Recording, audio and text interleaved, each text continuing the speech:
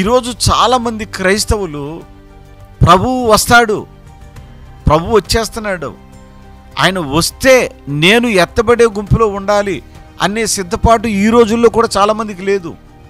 ఆ రోజు ఆ 10 మంది కన్యకలుది ఉపమానమే కానీ వాస్తవం కాదు. ప్రభువు ఉపమానం చెప్పారు. ఇప్పుడు వాస్తవంగా మనలను చూసినట్లయితే మనం ఎలా ఉన్నామో ఆలోచించండి.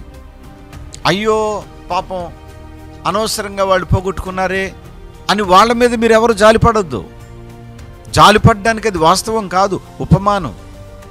ఇప్పుడు నీ మీద నువ్వు జాలిపడాలి. ప్రభు ఒక మాట చెప్పారు సిలువను మోసేటప్పుడు, యెరూషలేము కుమార్తెలారా మీరు నా నిమిత్తం ఏడవద్దు, 1 మీ నిమిత్తమో 2 మీ పిల్లల నిమిత్తం ఏడవండి అన్నాడు. ఒకటి మీకు సిద్ధపాటు ఉండాలి, 2వది మీ పిల్లలకు సిద్ధపాటు ఉండాలి. దేనికోసం?